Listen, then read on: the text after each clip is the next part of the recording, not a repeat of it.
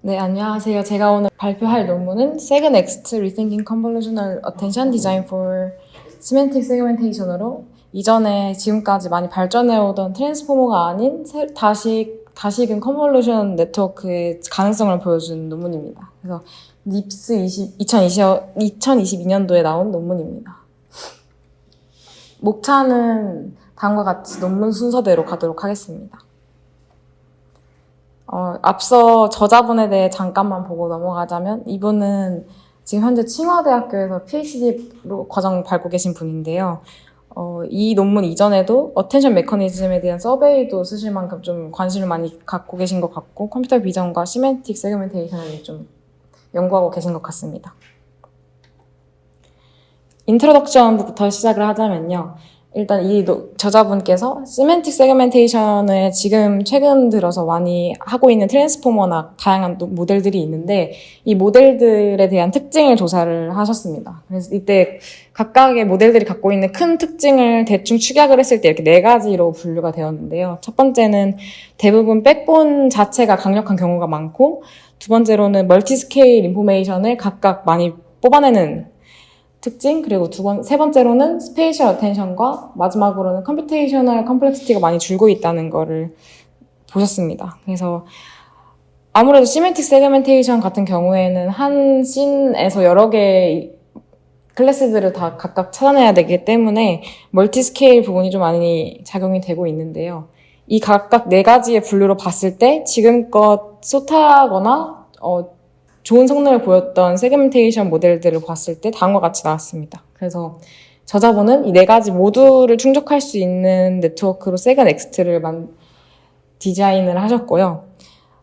밑에 나와 있는 그래프들처럼 사실 트랜스포머 자체가 모델 자체가 굉장히 큰 편이고 컴퓨테이셔널 커스트도 굉장히 많이 요구하는 편인데 이거에 비해 현저히 적은 컴퓨테이션 커스트를 보여주면서도 성능이 비슷하거나 그것보다 훨씬 더 좋은 성능을 보일 수 있게끔 만드는 네트워크 아키텍처를 구성하셨습니다. 관련된 related work를 먼저 보자면요. 시멘틱 세그멘테이션이라는 것 자체가 컴퓨터 비전에 되게 오랫동안 있었던 큰 태스크 중에 하나인데요.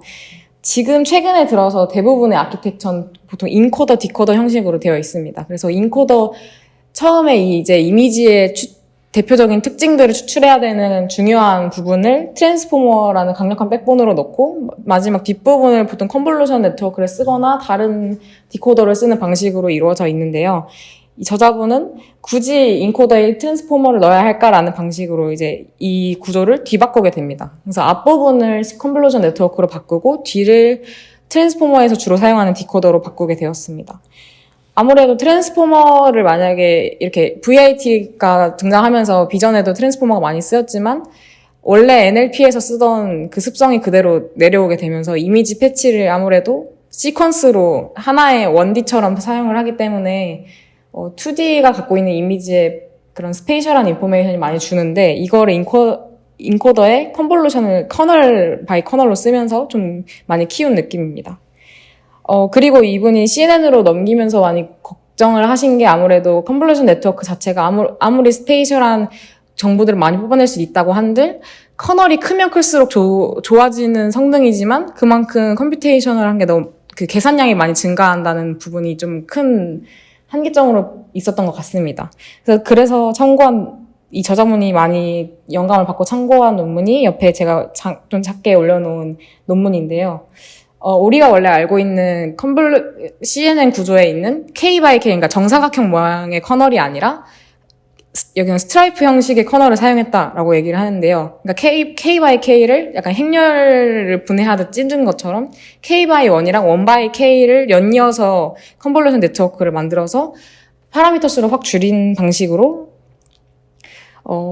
원래 K by K였으면 K 제곱계의 파라미터가 필요했겠지만 이거를 K by 1 하나, K by 1 하나를 연달아 써서 파라미터 수를 줄이면서도 좀 더 넓은 스케일의 커널을 볼 수 있게끔 만들었습니다.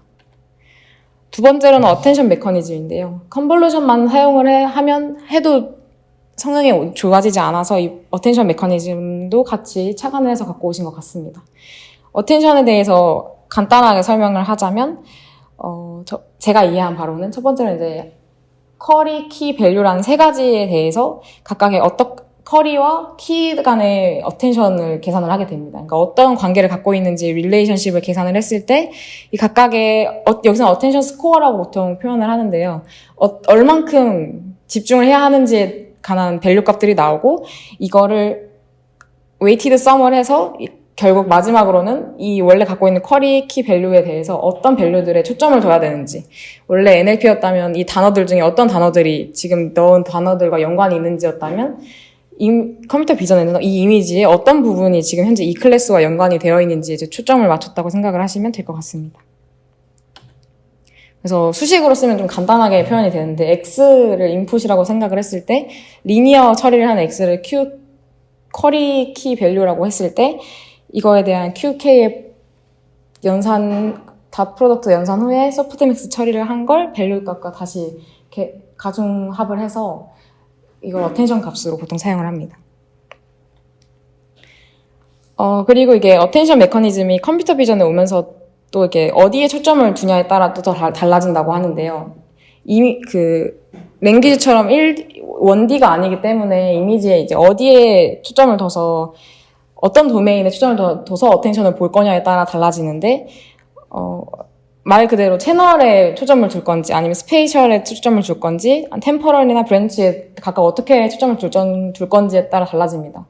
채널을 예로 들면, 한 채널에 보통 한 클래스를 의미를 하니까, 객체 단에서 봤을 때 어떻게 집중할 건지가 채널 어텐션이라면, 여기서 주로 사용하는 스페이셜 어텐션은 한 이미지 내에서 공간적으로 어떻게 집중을 할 건지에 초점을 뒀다고 생각을 하시면 될 것 같습니다.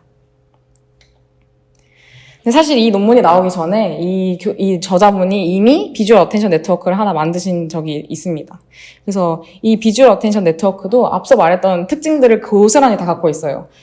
컨볼루션 네트워크를 써야 되는데 이 트랜스포머만큼 조성능을 내야 되니까 넓게 봐야 한다. 그래서 이 넓게 보는 걸 조금 더 적은 연산량으로 쓰려고 여기서는 표현을 디컴포즈했다고 얘기를 합니다. 커널을 다 쪼개게 됩니다. 여기서는 아까 말했던 K by K를 K by 1, 1 by K로 쪼갠 게 아니라 작은 커널 하나에 그 뒤에 좀 더 넓게 보는 커널을 연이어서 그냥 약간 연속적으로 리셉티브 필드를 넓히는 방식으로 사용을 하셨는데요.